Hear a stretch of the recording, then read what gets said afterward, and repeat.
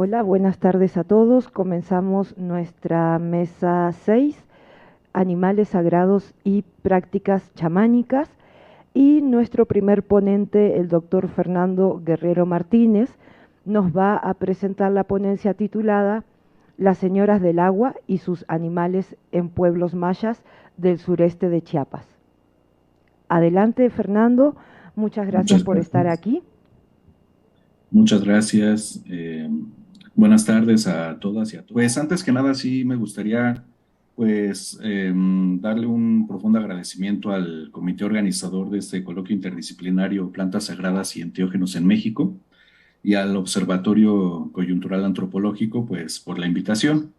Y bueno, como ya se anunciaba, yo les voy a hablar un poco de un trabajo que versa sobre las señoras del agua y sus animales en un par de pueblos mayas del sureste de Chiapas, pero en realidad también del noroccidente de Guatemala. Bueno, pues nos vamos a ubicar justamente en la frontera entre Chiapas y Guatemala. En donde confluyen, históricamente han coexistido hablantes de diferentes lenguas mayas y pues es una zona también que en términos de biodiversidad pues es muy rica porque en ella confluyen pues diferentes factores climáticos, fisiográficos e hidrológicos que hacen de la zona pues un espacio interesante en el sentido también de vegetación ecológico, pero cultural y lingüísticamente es también un espacio multiétnico, multicultural, multilingüístico. En esta zona, en donde vamos a anclarnos en esta plática, pues como les decía, históricamente hay hablantes de varias lenguas mayas que son pues transfronterizos también. Eh, Está el pueblo Tojolabal, del que vamos a hablar más, y también el pueblo maya Chuj, pero pues haciendo un poco de mención a algunos datos de las variantes sur del Celtal, principalmente en la Trinitaria, antes Zapaluta, algunos datos de los zacatecos, canjobales, y bueno, como les decía, desde el siglo XVI esta región fue caracterizada como un mosaico pluriétnico, y justamente el Tojolabal es un pueblo que lingüísticamente está relacionado con el Chuj y con el Celtal, y que pues, investigaciones recientes en el ámbito de la lingüística de contacto pues han evidenciado su carácter mixto, es decir, producto del contacto entre estas dos lenguas, ¿no? Y eso tiene repercusiones a nivel histórico y eh, que no conocemos a profundidad, ¿no? Bueno, también es una zona, como les decía, donde en la cuenca del Río Grande de Comitán, Lagos de Montebello, que se extiende todavía hacia la cuenca de Pojón en Guatemala, pues los afluentes del Río Grande siempre han sido muy importantes para el sostenimiento de las poblaciones y efectivamente para muchas cuestiones de su cosmovisión, ¿no? Y entonces vamos a hablar justamente de cómo este paisaje lacustre que encontramos, pues no solamente en los lagos de Montebello, en toda esta región tan bonita pues, que podemos visitar en Chiapas, en Guatemala, pues ha tenido también una historia de asentamientos y de contactos entre pueblos bastante antigua, ¿no? Solo mencionar Chincultic con esta imagen que tenemos del lado derecho y los lagos de Tepancuapa y los actuales lagos de Montebello que pues a través de documentos del siglo XVI sabemos que eran parte del territorio Chuj, ¿no? Y después, con una serie de procesos históricos, pues se les fueron despojando de estas tierras, de estos mojones, como aparecen en los documentos, y bueno, los hacendados comitecos empiezan apropiarse de todos estos espacios. Eh, la primer persona de la que me gustaría hablar, como esta señora del agua que, pues en realidad los animales que están asociados a ella, pues son concebidos de diferentes maneras, es la Shinanilja, ¿no? Y ya desde los trabajos de Mario Humberto Ruz en los ochentas, se registra la presencia de esta señora que literalmente su nombre significa la ladina del agua, ¿no? De Shinan, ladina o mestiza. Y también es un personaje que siempre se ha descrito a través de las experiencias de las personas en estos cuerpos de agua como un personaje que se aparece, que existe en ríos, lagos y lagunas, ¿no? Y que es de apariencia blanca, tiene la tez blanca, las ropas blancas, el pelo rubio, y justamente de ahí proviene también la denominación que recibe, ¿no? Como ladina, pero también es descrita como la dueña del agua o la sirenita en otros ámbitos. Eh, el Tzilha es la nutria y es justamente el animal de esta señora de agua que en ocasiones, bueno, una característica importante también de la región es la disminución y la pérdida de estos cuerpos de agua, ¿no? En donde justamente es donde las personas tenían la experiencia de contacto con estos personajes. Pero así como Chilha, la nutria, es el perro o el animal doméstico de la Shinanilja, pues encontramos en otros referentes como el dueño del cerro asociado con la figura del sombrerón, en esta dinámica de los animales silvestres ser sus animales domésticos, ¿no? Los venados son los animales domésticos de estos dueños y así otros, ¿no? Pero no se debe de molestar a estos animales porque la Shinanilja se enoja y entonces puede irse, ¿no? La presencia de Shinanilja asegura el líquido vital para las poblaciones y hay muchas narraciones en las que se cuenta cómo desaparece de un lugar y este se seca, ¿no? Entonces está relacionado fuertemente pues con la abundancia, ¿no? Con el agua y los cultivos. También otros de sus animales, efectivamente en contextos de obtención, de aprovechamiento, eh, son sagrados en el sentido de que no se pueden explotar abundantemente. Aunque se ha hecho, y justo son de las razones que las personas en las comunidades dicen que por ese motivo se están acabando, ¿no? Uno de ellos es el caracol, ¿no? El caracol shoch, que se recolecta también con canastos, al igual que el camarón, xolop, y que aparece también en la narrativa de tradición oral tojolabal de manera muy importante asociado a eh, la segunda creación del mundo, que es después de que los primeros seres humanos que tenían muchos poderes abusan de estos y querían ver el rostro del mundo, el Satkinal, entre los tojolabales, Dios les manda un castigo que es una lluvia de fuego, ¿no? Y entonces ahí los caracoles se le aparecen a una viejecita que iba con su nieta y les dicen que pues que va a terminar el mundo, ¿no? Que se tienen que meter, que si los ayudan a ellos, ellos les van a decir el secreto para salvarse y era meterse al agua durante un buen rato para que no se quemaran, ¿no? Y así sucede, ¿no? Entonces el Xoches, el caracol está muy relacionado también con este personaje Chinanija porque son sus animales, ¿no? A veces se mencionan como si fueran sus parientes o sus hijos, lo cual vamos a ver después también con otras narraciones. Y el camarón es otro de los animales que son recolectados con estos canastos que ya les mencionaba y que son pues muy valorados en las comunidades tojolabales porque son fuente pues, rica de proteína, pero también son animales de esta Shinanilja. Y muchos de estos animales para recolectarlos tienen su secreto, ¿no? Por ejemplo, el camarón, el xolop, no hay que ir con monedas en los bolsillos cuando se va a ir a recolectar porque no aparece, ¿no? Pero lo que decía, un dato que registró Alejandro Curiel en las comunidades del norte de Altamirano, es que había que llamar al camarón como la Huayhel Sholop para que apareciera mucho en los cuerpos de agua y se pudieran recolectar, que literalmente lo que significa esta frase es ven aquí le ponemos Nahual, pero bueno, no es la traducción más precisa, es mi compañero animal, ¿no? Ven mi compañero animal, porque para muchos de los animales que se obtienen, hay que decirlos con nombres secretos, ¿no? Con frases en que o se elude el nombre del animal o se aproxima a él de una manera especial para que se pueda obtener, ¿no? y a veces con algunos otros permisos como velas en los ríos, que la gente dice que pues eso se hacía antes, ¿no? Que ya no se hace.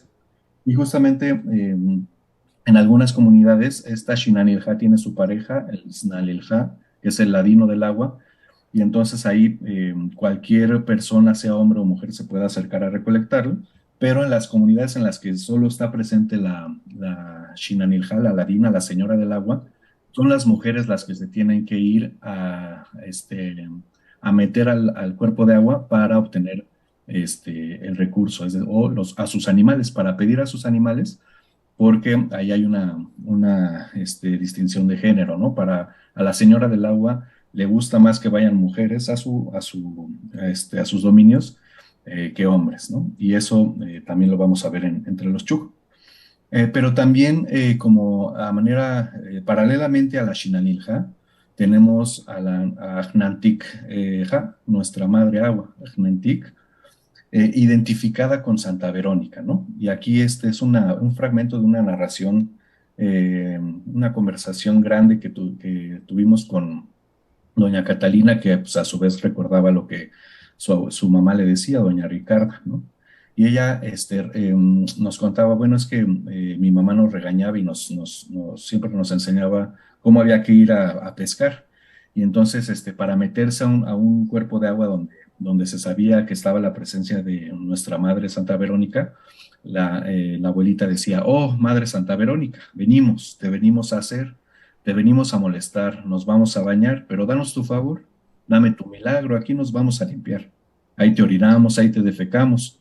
Da un tu favor, danos tu perdón, y quiera tu favor quedarte con toda nuestra enfermedad. Venimos a bañarnos dentro de ti, pero estás bien viva, Madre Señora mía. Viva estás tú. Quiera que en ningún caso le pase a mis hijos, mis nietos que los traigo aquí. Te pido lo bueno de tu corazón, por eso aquí vengo con mis nietos. Entonces, a Santa Verónica se le relaciona con el agua, con nuestra madre agua, y justamente se le está pidiendo, no solamente se le pide buena pesca, sino también buena salud. Pero algo interesante es que también la señora decía que no había que pescar mucho porque los peces son el corazón o espíritu, el ánima corazón, el alma corazón del maíz, ¿no? Y entonces eso es lo que decía, ahí lo das, perdón, ahí lo das el perdón, Madre Verónica, dame mi comida, aunque sea mi pescado, dos pescados que te lo vengo a pedir, ahí me das tu perdón, porque quiera que me des unos dositos. Y entonces, pues a veces pescaban más y se enojaban, ¿no? Porque dicen que es su espíritu del maíz, Yaltzil Haishimi, porque nunca quería su espíritu, ella no quería traerlo, ¿no? No quería traer mucho pescado. Y una vez ellos lo fueron a probar, ¿no? Diciendo, no, pues pescaron mucho y ella los regañó cuando volvieron, ¿no? Y entonces no creció el maíz, ¿no? Hay una relación ahí muy importante entre los peces, que son los animales sagrados de esta entidad, ¿no? Y bueno, aquí les ilustro un poco para entender, traducimos Yaltzil como su alma, su espíritu, pero bueno, tiene diferentes connotaciones. Por ejemplo, en la planta de maíz y el cujol, que es el corazón, digamos, se imbrican esos conceptos. En el caso del maíz podemos ver un poco la diferencia, ¿no? El cujol es el olote, es lo que le da el soporte a la mazorca, y el alzil, o yalzil, su alma, su espíritu, es justamente el embrión, ¿no? Que está en cada grano de cada mazorca. Eso, entonces, ustedes pueden imaginarse cómo estos conceptos están jugando en otros referentes del universo a este nivel, ¿no? El espíritu del maíz es un pez, ¿no? Y entonces tenemos esa identificación y a su vez, pues la gente menciona también que cuando el maíz no se utiliza y se queda mucho tiempo en la troje o en lugares donde se está conservando, se convierte en una palomilla, ¿no? Y entonces el yaltzil, esta ánima corazón, no hay que pensarla inmaterial ni como aire, sino que tiene múltiples naturalezas y múltiples corporalidades según el referente con el que se relaciona. En el caso de los Chug, en donde les decía, pues el territorio Chug, pues no está circunscrito únicamente a Guatemala, al noroccidente, en la Sierra de los Cuchumatanes, sino se extendía en buena parte del territorio mexicano, ahora chiapaneco, hacia los lagos de Montebello, justamente, ¿no? Y entonces ahí eh, también hay una manifestación que tiene que ver con las señoras del agua. Y es lo que registró Otto Schumann como Spishana, Spishana es, digamos, el equivalente al Sil, es como el espíritu, es el corazón, es el ánima, corazón, el alma, corazón del agua, ¿no? Y entonces esta narración tiene que ver con unos cazadores que iban a cazar por alguna de estas lagunas y uno de ellos, bueno, ya cuando van a dormir, uno de ellos sueña, ¿no? Y entonces en el sueño se les aparece una señora que les dice que, pues que se vayan para otro lado porque ella va a hacer una fiesta en la laguna, ¿no? Una fiesta con sus animales para celebrar el agua. Y que si van, ella les va a dejar un ave y mucho caracol, ¿no? Otra vez el caracol. Y entonces, bueno, deciden hacerlo y entonces en la noche ellos empiezan a escuchar la fiesta, ¿no? Los truenos y los cohetes y escucharon el ruido de muchos pájaros, de muchas aves que salían volando. Y al día siguiente entonces fueron a ver qué había sucedido en el lago y encontraron mucho pellejo de pescado, como si aún tuviera vida, ¿no? Y recordaron lo que les había dicho la señora en el sueño a este señor, que les daría una paloma y mucho caracol, y se dieron cuenta entonces que ella era Spishana, el corazón, el espíritu del agua, y que para ella los pájaros y las aves son los mismos peces a los que en ocasiones les permite salir a volar, ¿no? Y esto se relaciona con, bueno, antes de relacionarlo con otra práctica que sucede en la región de los Cuchumatanes, pues efectivamente en la noción de persona Chug hay por lo menos tres conceptos clave que son el Pichán, esta ánima corazón, que también se identifica con la sangre, está en todos los referentes que tienen vida. Está el Cool, que es un cognado con Cujol, que ya veíamos en Tojolabal, que era en el caso del maíz el corozo. El Cool es el estómago en Chug, ¿no? Eso significa, pero también ahí es la sede de todos los sentimientos. Y el Waihel, que es el compañero animal, ¿no? Entonces aquí el Pichán, para un cuerpo de agua, el Pichán es una señora. Y eso sucede también con otros pues, elementos del paisaje muy importantes, ¿no? Por ejemplo, las salinas que están en San Mateo Ixtatán, el pueblo Chuk más importante, el Pichán de estas minas es una jovencita, ¿no? Que tiene toda una historia que se conserva de manera oral. Y también el Pichán del maíz es una mujer, es una jovencita.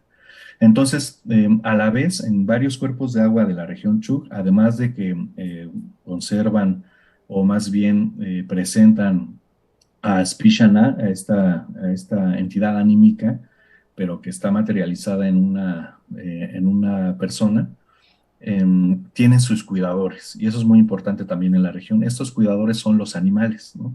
Pero cada lago tiene un animal cuidador diferente, ¿no? Hay serpiente, hay venado, hay otros cuerpos de agua que tienen una tortuga o la nutria también. Y por ejemplo, se dice que ahí cerca de los lagos de Montebello hay un lago en el que el cuidador es la serpiente y se dice que jala a la gente porque lo que quiere es que se vayan con ella, ¿no? Como que dicen es que está muy sola, necesita gente que le ayude, que le trabaje, muy parecido a lo que a todas estas concepciones sobre el dueño del monte que necesita trabajadores y entonces quiere atrapar los espíritus de las personas para llevárselos con ellos, ¿no? Y Fernando, entonces nos eso, quedan 2 minutitos. sí, muchas gracias. Y entonces vemos el Pichán como el ánima corazón Chu y los cuidadores animales que se relacionan también con la propia señora del agua, dinámicas que la gente tiene que estar tomando en cuenta para relacionarse con estos espacios. Y eso se asocia con una práctica que también es muy importante en la región de los Cuchumatanes, con canjobales y acatecos y también a veces los propios Chug, que es el llamado chival y es esta práctica de capturar aves migratorias, cazarlas, capturarlas a través de la práctica y el instrumento o la trampa, que es esta que ven ustedes, recibe el mismo nombre, el chipal. Pero lo que se dice es que justamente para el pueblo canjobal y acateco, el mar es la señora o la madre del agua, ¿no? Pero todos sus animales son aves acuáticas, peces, etcétera. Y es justamente en octubre, principalmente en octubre, cuando esta madre del agua, Spishana, permite a los peces convertirse en aves para que vayan a volar a la sierra y provea a los humanos de carne, ¿no? Y entonces estas transformaciones, estas multinaturalezas de los animales y asociadas a estos personajes son muy importantes para la población y por eso la caza, aunque a pesar de que se cazan todas estas aves, no hay que hacerlo con demasía. Todo esto siempre tiene que ser en pocas cantidades porque si no la madre del agua se enoja, ¿no? Y ahí hay muchos relatos de cómo, no solo con las señoras del agua, sino con los señores del cerro, la transgresión de capturar más de lo debido es castigada y tiene varias implicaciones, ¿no? Entonces, bueno, para finalizar, pues creo que en términos generales, pues como pues, ya lo ha dicho desde hace muchos años Mercedes de la Garza, y bueno, es algo muy, muy general, pero creo que es muy importante, pues los animales siguen siendo, ¿no? Muchas cosas, no nada más animales, sino que pues son fuerzas naturales, son potencias asociadas a diferentes dimensiones del cosmos, a diferentes tiempos, a diferentes energías. Como dice Mercedes de la Garza, pues son epifanías de los dioses, pero al mismo tiempo sus compañeros, como vemos ahora, ¿no? Son sus hijos de las señoras o sus animales domésticos.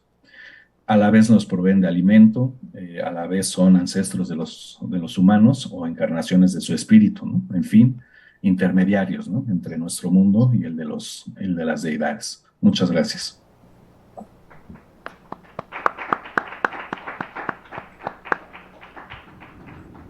Muchas gracias, Fernando. Ahora vamos con... Bueno, Víctor Martínez es conocedor a profundidad de la medicina del sapo bufalvarius, maestro en drogodependencias y también en terapia regresiva reconstructiva, y trabaja con especial énfasis en la psicología perinatal como vía para la intervención psicosocial. Y bueno, sin más te cedo la palabra para que empieces con tu ponencia titulada Psicosis, Parto y Bufalvarius. Adelante, Víctor. Gracias a los guardianes de los rumbos que nos permiten estar aquí el día de hoy. Gracias a aquellos que resguardan los conocimientos ancestrales de estas medicinas, a los abuelos y abuelas que con cariño nos comparten su sabiduría y nos muestran el camino. Gracias a los guardianes del desierto, a la poderosa medicina del sapo, al comité organizador por su atenta invitación a estos ciclos sobre plantas sagradas y enteógenos de México, y a quienes están escuchando por su atenta y cálida compañía.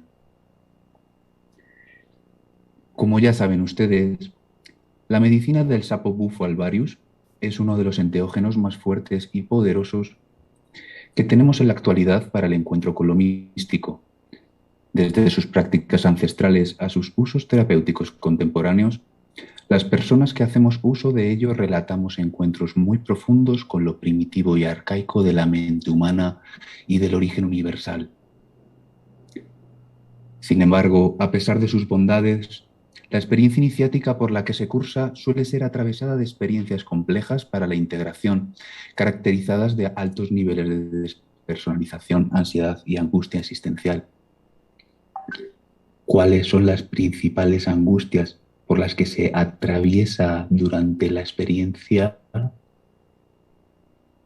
¿Cómo atravesarlas? ¿Puede comprenderse más sobre la psicosis desde los efectos del sapo? ¿Cómo afecta al aparato psíquico del psicótico el periodo del embarazo y la llegada al mundo? ¿Cursamos nosotros de rasgos psicóticos?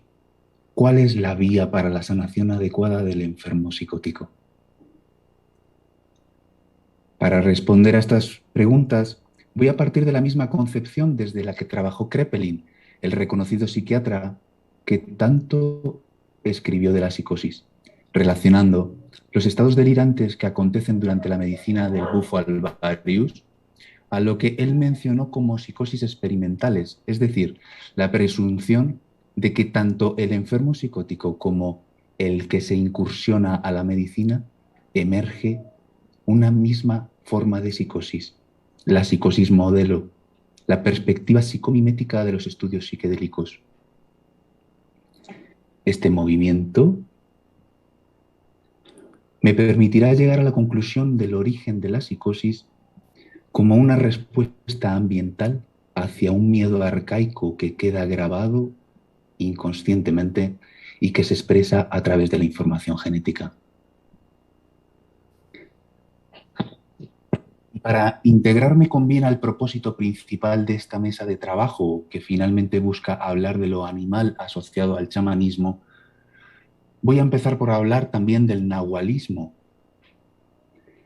¿Es posible la transmutación en animales con la medicina del sapo?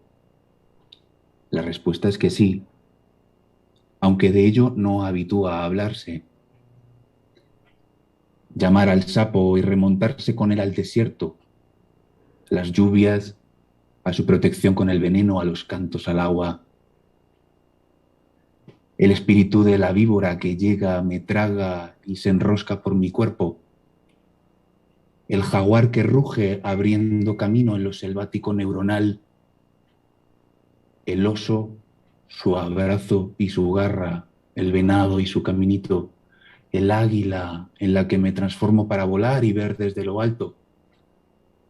El búfalo que hace retumbar la tierra y el tambor. La capacidad para transformarse en el animal y observar desde él, cantar desde él. El sensontre. El colibrí. La hormiguita. La gallina. El coyote. Todo esto es posible. Tiene que ver con el espíritu del animal tomándole a uno, al igual que los espíritus de las plantas aliadas cuando se las llama y se las canta para que lleguen, conectar con su ánima, con su espíritu y activarlo nahual. Ahora bien, para ello uno ha de conocer al animal, convivir con él, dejarse tragar por el jaguar, devorar como una paloma por el águila, o dejarse tragar por la sapa. Ah, pero eso no es tan sencillo. Es el monstruo devorador que llamaba Mircea Eliade, monstruo con el que familiarizarse y monstruo que nos va a conectar con mi ponencia. Y es que verse comido, devorado hasta los huesos por los antiguos chamanes, ser despedazado en 1001 trocitos por este monstruo devorador arquetípico, nos remite al primero de los principales delirios psicóticos que podemos cartografiar de los estados ampliados de consciencia con que nos conecta el sapito, el miedo a la muerte, y con él el instinto de vida. Pero este no es el único de los delirios psicóticos, y quiero mencionar algunos más para que se normalicen si es que algún escucha está atravesando por alguna experiencia compleja. Otros de los delirios comunes y también asociados al instinto de vida y muerte es el que tiene que ver con la cuestión de lo sexual. La cuestión del abuso de poder y lo sexual tan mencionado en los círculos de estas medicinas es ejemplo de esta cuestión delirante. Pero va más allá la cuestión de lo sexual. Por ejemplo, la ruptura simbólica del tabú del incesto con la madre y el padre. La aparición de escenas sexuales de todo tipo, relaciones endogámicas, hermanas, primos, tíos, escenas orgiásticas, etcétera, que en realidad, y bien integradas, buscan hablarnos de la pulsión de vida y el amor.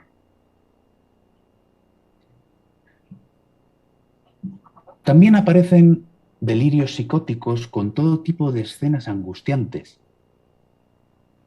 Guerras, ordalías, torturas insufribles que nos remiten a lo sádico humano y lo arcaico.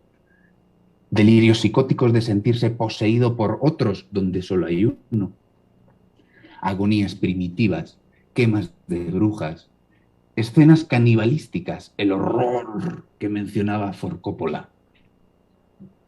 Escenas realmente complejas de integración a las que les remito a su chamán o terapeuta de lo profundo si es que están atravesando por ellas, y de las que ahora seguiremos hablando. Por lo pronto, voy a ir desarrollando el concepto de psicosis, y para ello voy a remitirme primeramente al desarrollo de lo que podemos considerar como lo esperado para una adecuada salud mental en el futuro. Me remonto así a la alegoría de origen del inicio de la vida en el estado de simbiosis con la madre, en la unidad indiferenciada, en lo profundo del arquetipo del agua junguiano, en el uno con la madre y el universo primigenio. Así, el bebé inicia su vida fundido en una sola entidad con ella, algo que cambia tras el nacimiento. Al nacer, el sujeto se va a ir diferenciando progresivamente de la madre, algo que le va a permitir establecer las primeras relaciones de significado con el mundo de lo externo, el mundo del padre que se le dice simbólicamente. Y de hecho, estas relaciones con lo otro, con lo externo, serán las que le permitirán desarrollar su pensamiento y su lenguaje progresivamente.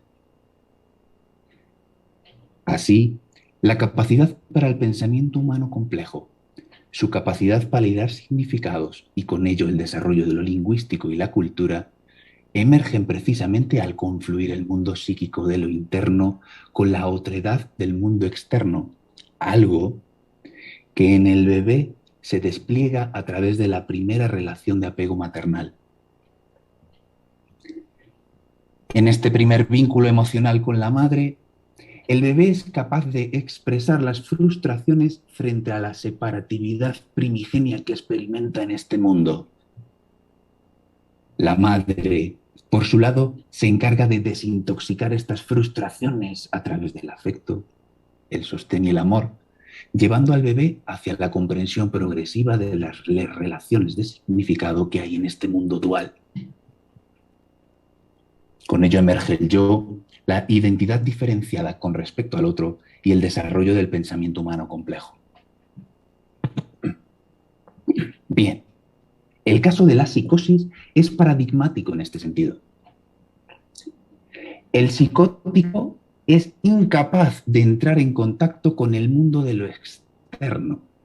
Es la máxima expresión del trastorno narcisista, narcisismo que comparte, por ejemplo, con los distintos tipos de autismo. En la psicosis hay un replegamiento hacia lo propio narcisista, una dificultad intrínseca para entrar en contacto con la otredad, con el mundo de lo externo, con la ley del padre, diría Lacan, dándose así la creación de una realidad paralela y delirante. Freud decía que este replegamiento narcisista en el psicótico derivaba de una agonía primitiva, una angustia inconcebible fijada en los estados primitivos del desarrollo. Melanie Klein hablaba de la incapacidad de la madre de desintoxicar la frustración que experimenta el bebé hacia la realidad externa después del nacimiento, como mencionábamos antes. Lacan, en su tesis doctoral del caso Aimé, que les recomiendo investigar, nos habla del significante primordial de lo externo que no logra integrar el bebé desde lo embrionario. Y Green, por su lado, nos habla de la importancia del deseo de la madre a la hora de concebir un hijo y la relevancia de su impacto para la gestación del paciente psicótico. Sea como fuere, todas estas perspectivas y autores defienden, al igual que yo, la hipótesis psicogénica de la psicosis, es decir, esta enfermedad como producto del ambiente experimentado en una etapa primitiva del desarrollo que pasa a grabarse en las cadenas genéticas, ya sea por el ambiente experimentado en la propia vida del enfermo psicótico o por el ambiente de las cadenas genéticas de sus antepasados recientes y por ende suyas. Y esto es algo que pueden corroborar las experiencias con nuestras medicinas ancestrales y que además está inserto dentro de la filosofía de lo que debieran ser las aproximaciones epigenéticas de la ciencia contemporánea. El rechazo al significante externo, al mundo del padre, en la cuestión de la psicosis, derivado de esta angustia inconcebible primitiva hacia lo externo, hacia la otredad, deja al individuo aislado en su propia realidad delirante. Y es delirante porque a pesar de que para el psicótico lo exterior del mundo literalmente no existe, el mundo de lo externo sí que sigue impactando en él a través de sus sentidos, pero no consigue significarlo. Así, mientras que las aproximaciones farmacológicas, y esto es digno de destacarse, buscan eliminar los síntomas psicóticos de la alucinación, la teoría analítica los entiende como la vía por la que el psicótico logra conectarse con la otredad, por lo que precisamente adentrarse en el delirio y la alucinación psicótica junto al paciente para comprenderla y resignificarla en pos del contacto con la otredad será la única vía posible para la verdadera restitución de la salud mental en el psicótico. Algo, esto último, realmente en la línea de la eficacia simbólica del chamán, que es capaz de, primero que todo, entrar y regresar por él mismo del mundo de lo arcaico y primitivo y resignificarse continuamente a sí mismo.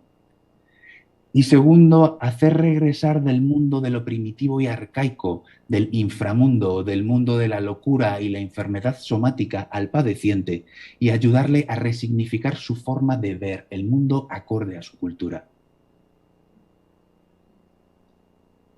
¿Qué diferencia mi alucinación de la realidad de la alucinación de un psicótico? ¿No soy yo también un ser narcisista replegado hacia mí mismo en dificultad de relación con la otredad? ¿Acaso no es la experiencia del sapo un retorno hacia lo indiferenciado y narcisista como la psicosis? Decía Melanie Klein que esa red que separa la realidad interna del uno con respecto al mundo del otro se llama fantasía, y que en la fantasía, en la alucinación colectiva del mundo, el lugar en el que se proyectan a modo de pantalla es el lugar en el que se proyectan a modo de pantalla todos nuestros instintos y deseos. La libido, la pulsión y el deseo fungen aquí como los principios rectores de la vida. Son la energía motora que moviliza a los instintos para proyectarse en la alucinación colectiva, en la fantasía. El instinto es así lo que se expresa en la visión de la medicina del sapo, y adentrarse en él, a pesar de su polaridad, será la vía para conectarnos con la información arcaica y primitiva inserta en el ADN. Mucha gente en la experiencia del sapo, queda sin embargo replegada ante la polaridad de lo que emerge en el instinto y no logra atravesar hacia lugares más profundos de la información que puede emanar con el sapo. Asustarse ante lo canibalístico, por ejemplo, cuando no es más que uno mismo devorándose para entrar a la información de lo profundo inconsciente. Así, la despersonalización, lo angustiante, la ansiedad que emerge de las cartografías de los delirios psíquicos de la medicina antes mostrados, van a estar relacionados a ciertas cargas instintivas que no logra reconocer o integrar la persona, sea en el nivel de la cadena genética que sea, y entrar para liberarlas, por muy aterrantes o vergonzosas que parezcan, es la vía para la conexión profunda con lo otro y la resignificación de patrones antiguos que son obsoletos. Llegados a este punto, recapitulemos el viaje que hemos venido trazando. Comenzamos asociando los efectos de la despersonalización y angustia propios de la medicina del sapo bufo alvarius a la psicosis modelo desde la perspectiva psicomimética. De ahí nos hemos dirigido hacia el emerger de los mecanismos mentales simbólicos en lo embrionario para llegar a la conclusión de que en el sujeto hay un problema de raíz asociado a su dificultad para relacionarse con lo externo, fruto de una agonía primitiva, primigenia que no integra. Adentrarse en la alucinación psicótica para comprenderla y resignificarla en pos del contacto con el mundo del otro, apareció como la verdadera restitución posible de la salud mental. Y esto, como la vía psicomimética nos prueba, nos ha permitido comprender más sobre los estados que se atraviesan durante la medicina del sapo, que aquí hemos nombrado como delirios psicóticos del bufo.